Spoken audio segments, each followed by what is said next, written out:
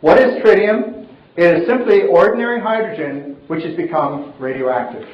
And the reason it's become radioactive is because the nucleus has been changed. The nucleus of a hydrogen atom, as you know, is a single proton with an electron going around it, of course.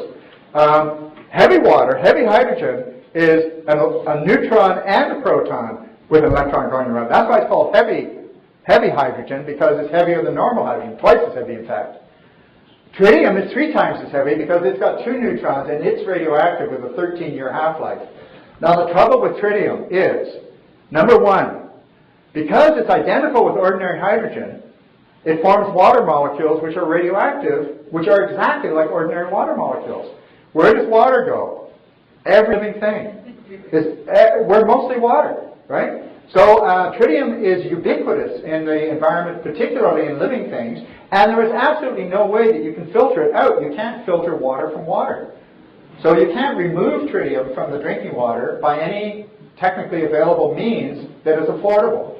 They do have a tritium removal plant, but you can't afford that, believe me. And you wouldn't want it even if you could afford it. None of the municipal water treatment facilities, none of the Brita filters, nothing will filter this stuff out.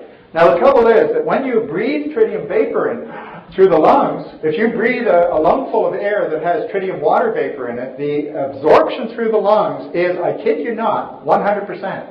100% of the tritium gets absorbed. I find that hard to believe, but that's the figure that is given by industry sources. It also gets absorbed through the skin. It turns out that if you are in a tritium, let's suppose you have water vapor in the air, and you are breathing it in, well, as much goes into your body through the skin as goes in through the lungs. So the skin, it goes right through the skin. It's a very small atom, a very small molecule, and it's very easily absorbed. In fact, our bodies are designed to absorb water pretty easily. So this is a serious problem, because how much tritium does a Cantor reactor give off every year? Well, hold on to your seats. In Quebec, we have one reactor, Gentil 2. It gives off approximately 100 trillion becquerels every year of tritium. Now, it gives off so much tritium. That 100 trillion becquerels is a lot. Now, when it gives off so much tritium that the local drinking water in communities nearby, for example, across the river, have levels of tritium in their drinking water which are elevated to the point where it would be illegal in California. In California, they have a drinking water standard tritium of about 15 becquerels per liter. So they have in their drinking water about 20 becquerels per liter. It means that every time they drink the water, they're ingesting a known carcinogen, mutagen, and teratogen. Now, the one thing about tritium that, and there's fierce disagreements about whether it's dangerous or not. There's no doubt that it's dangerous. But there's debates about how dangerous it is.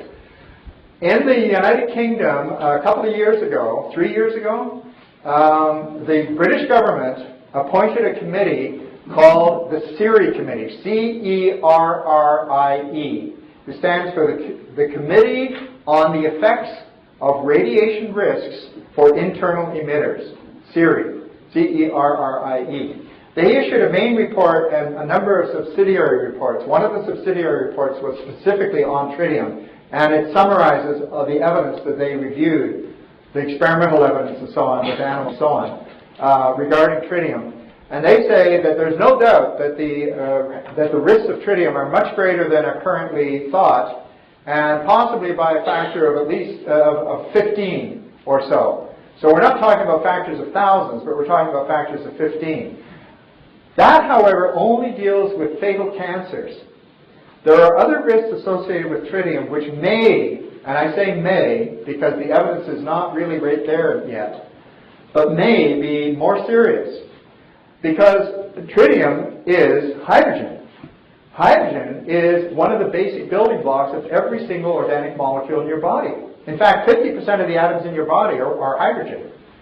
And tritium rapidly exchanges with non-radioactive hydrogen in the body, including in DNA molecules. In fact, it has an affinity for DNA molecules. So tritium gets absorbed and incorporated right into very sensitive molecules. Other substances don't do that. You don't get strontium absorbed into DNA molecules or cesium-137. So the result is that tritium goes everywhere in the body to all the organs. And it may be causing damage of a much more subtle nature and a much more varied nature that is very, very difficult to measure. Because when you have a substance that goes to one gland, you can look at that gland and see, okay, how many thyroid disorders are there? Or if it goes to the bones, you can say how many bone disorders are there. When it goes everywhere, what do you look for? There have been no good studies on what even to look for with regard to tritium. But what I have done is I have compiled a dossier which is on our website, and I've also helped to co-found a new group called the Tritium Awareness Project, which has its own website. And we are trying to make available information about tritium, because it really is a serious thing.